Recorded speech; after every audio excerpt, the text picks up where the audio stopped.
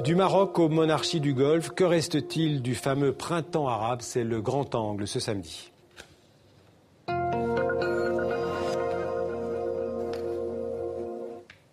Alors pour en parler avec nous en plateau, Bélir Nabli, bonsoir. Bonsoir. Alors vous êtes directeur de recherche à l'IRIS, qui est l'Institut de Relations internationales et stratégiques. Vous avez publié l'an dernier Comprendre le monde arabe aux éditions Armand Collin.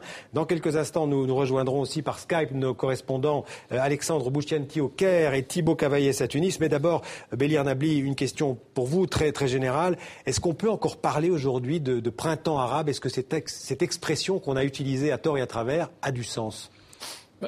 Personnellement, elle n'a jamais eu de sens pour moi, cette expression, à mesure où l'expression même est issue d'une expérience historique proprement européenne. On parlait du printemps européen qui date du printemps de Prague aussi. Printemps de Prague et puis du printemps européen de la moitié du 19e siècle. Ouais. Bref, c'est une expression un peu ethnocentrique, mais bon, elle avait au moins, elle disait quelque chose. Elle parlait d'un réveil des peuples que je qualifierais personnellement plutôt d'une mise en branle de la souveraineté populaire. C'est-à-dire les citoyens des différents pays arabes ont pris conscience du fait qu'ils étaient souverains, qu'ils devaient donc reprendre cette souveraineté en main en décidant de la politique à mener. Alors, les révolutions sont parties de Tunisie, il faut le rappeler, ça a été suivi ensuite par l'Égypte. Alors, avec un peu de recul, justement, est-ce que c'est un enchaînement de révolutions, c'est un effet boule de neige, ou alors ce sont des scénarios bien préparés, sans vouloir faire d'une théorie du complot, mais quelle est votre interprétation de ce déclenchement fin 2010, début 2011 ? Bon, d'abord, ce qui est clair, c'est qu'on a eu cet effet d'optique. On a eu l'impression qu'il y avait un effet domino, une forme d'effet mécaniste. Après la Tunisie, l'Égypte, après l'Égypte, la Libye, après la Libye, la Syrie, etc. C'était effectivement un effet d'optique dans la mesure où, en même temps, au-delà de la dimension chronologique, on s'est bien rendu compte que les différentes situations étaient proprement nationales, autrement dit que les différentes raisons, les différents mécanismes, les différentes réalités étaient propres à chaque situation, à chaque État, et qu'on avait affaire à des situations finalement différentes. Et résultat, 4 ans plus tard, les résultats sont différents. Ouais. Alors justement, le pays qui symbolise sans doute le mieux l'échec de ce printemps arabe, c'est l'Égypte. On part tout de suite au Caire où nous attend notre correspondant Alexandre Bouchianti. Bonsoir Alexandre. La révolution de janvier 2011 au Caire, elle est déjà très loin dans les esprits. C'est une révolution qui en fait s'est terminée avec une autre révolution, celle du 30 juin. C'est-à-dire que le 25 janvier, les Égyptiens se sont soulevés contre Hosni Moubarak. Hosni Moubarak soupçonné de vouloir faire hériter en quelque sorte la présidence à son fils, Gamal. Et ensuite, le 30 juin, ils se sont soulevés. Ils étaient même plus nombreux le 30 juin 2013 pour se soulever contre le président frère musulman, Mohamed Morsi. Donc, quelque part, il y a eu une sorte de parenthèse révolutionnaire entre les deux révolutions. Et puis, on a eu une sorte d'empereur qui est arrivé au pouvoir, un peu comme Napoléon en France, après la Révolution française, et qui est le maréchal Abdel Fattah el-Sisi. Justement, Alexandre, après la destitution de Moubarak, il y a eu un président islamiste, Mohamed Morsi, qui a été élu, il a été renversé, l'armée est revenue au pouvoir, ce qui veut dire qu'on est revenu au point de départ, c'est une sorte de restauration à l'égyptienne. Non, c'est pas une restauration parce que, en fait, c'est pas le régime Moubarak qui est revenu, c'est un nouveau régime, un régime où les militaires sont hyper présents, avec un Sisi qui est extrêmement populaire, et donc vraiment la comparaison avec Napoléon est une comparaison qui tient la route. Sisi d'ailleurs qui se lance dans des grands projets nationaux, un second canal de Suez, il y a 3500 km de routes qui sont prévus, donc de grands travaux publics. Donc il y a quand même une Égypte qui économiquement se porte un tout petit peu mieux parce qu'on a frisé la catastrophe sous les frères musulmans, et il ne faut pas oublier que contrairement à la Tunisie, la gestion des frères musulmans en Égypte a été une gestion catastrophique au niveau économique mais aussi au niveau social, ainsi qu'avec tous ceux qui constituaient l'État, que ce soit les magistrats, les journalistes et toutes les corporations. Ceci dit, Alexandre, on n'a pas vraiment laissé aux islamistes le temps de faire leurs preuves. Ils ont été au pouvoir, un an ?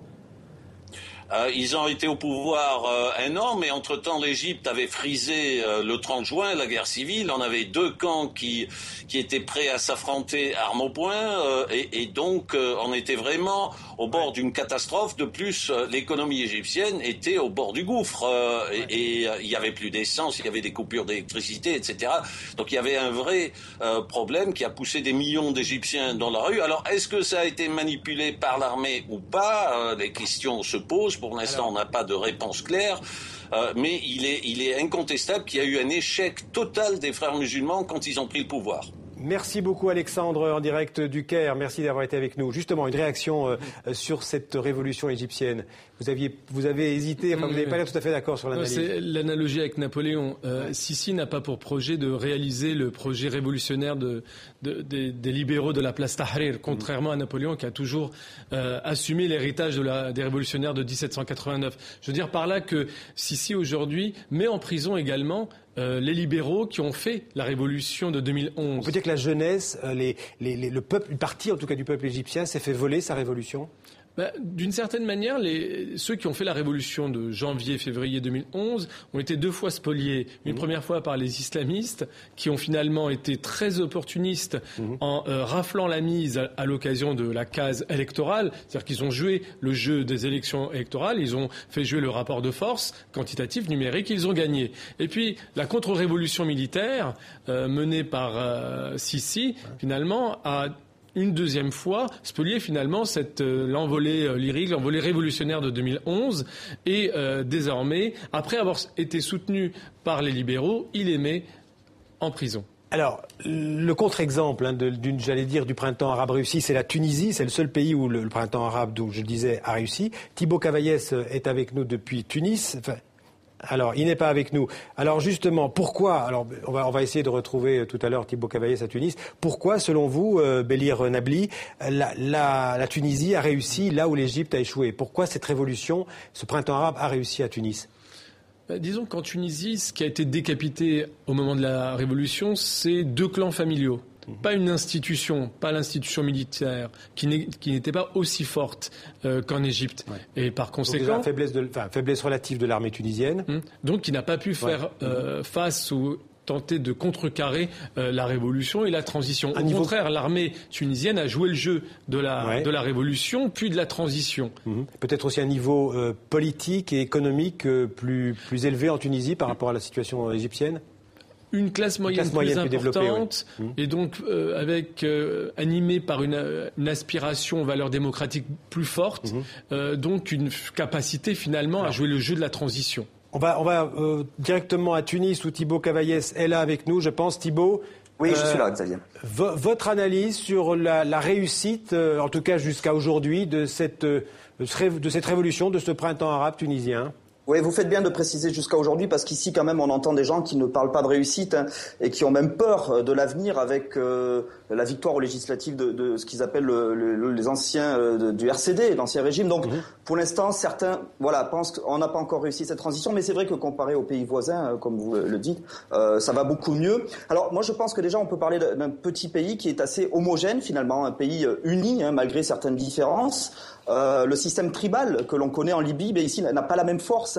C'est Bourguiba qui avait fait en sorte de le casser, de casser les tribus entre elles en créant les gouvernorats. Ensuite, l'islam radical n'a jamais été prononcé ici, n'a jamais été vraiment très fort. L'islam zaïtounien qui est propre à la Tunisie est modéré. Et vous avez également un pays qui est très tourné vers l'Occident, l'Europe en particulier, très avancé dans les libertés et les droits des femmes notamment, et puis une économie qui marchait plus ou moins, tout de même un peu plus que moi même, et puis une armée très respectée, mais pas du tout puissante, vous l'avez évoqué.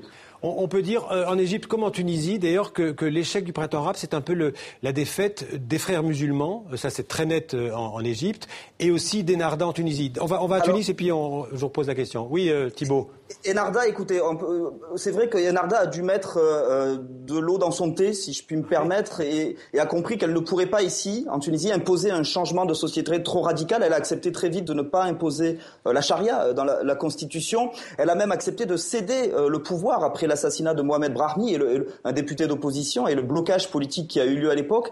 Donc en fait, Ennahdha a très vite constaté, ou très vite selon certains, qu'elle n'était pas prête à gouverner et surtout au sortir d'une révolution, une période très complexe. Alors il faut penser aussi qu'Ennahdha, je pense, a été très surprise après de perdre les législatives d'octobre dernier.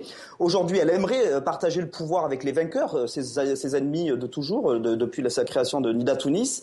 Mais Nida Tounis apparemment se passera d'Ennahdha. Donc on verra dans les 5 années à venir comment Ennahdha va se placer dans l'opposition, et on verra cette période si justement, si ça se passe bien, si là on peut parler de transition réussie. Merci Thibault. En tout cas, l'expérience démocratique se poursuit en Tunisie. Votre avis sur le rôle d'Ennahdha en Tunisie? Ils ont joué le jeu démocratique, ils le jouent pour l'instant? Pour l'instant, disons qu'ils ont... au départ, ils ont été extrêmement critiqués parce qu'ils ont tenté un pari qui n'a pas fonctionné. Quel était-il? C'était d'essayer d'intégrer les salafistes dans le jeu démocratique naissant, dans la démocratie tunisienne naissante. Ce qui aurait provoqué peut-être une dérive à l'égyptienne. C'était aussi une manière d'éviter que ces salafistes ne basculent dans le djihadisme et donc dans la violence politique. Finalement, ça n'a pas marché. Les salafistes n'ont pas accepté cette main tendue par le gouvernement, alors dirigé par les islamistes d'Ennahdha. Les Tunisiens en ont beaucoup voulu à Ennahdha d'avoir ouvert la porte du nouveau champ politique à ces salafistes qui aujourd'hui agissent dans certaines portions du territoire et tentent de déstabiliser encore le pays. Malgré tout, dans un second temps, les islamistes d'Ennahdha ont su faire preuve d'un pragmatisme qui les différencie incontestablement des frères musulmans égyptiens. Ils ont noué des compromis au sein de l'Assemblée nationale constituante et résultat, la nouvelle constitution tunisienne est un texte de compromis. Et deuxièmement, ils ont accepté leur défaite aux élections législatives et aujourd'hui, ils ne concourent même pas à l'élection présidentielle. Ils ne sont pas spectateurs pour autant, mais ils jouent au jeu démocratique sans essayer d'imposer leur position. En un mot, Berin Habli, aujourd'hui, on ne parle plus du printemps arabe, on parle plutôt de la lutte contre l'État islamique. C'est ça qui est devenu l'enjeu aujourd'hui dans le monde arabe?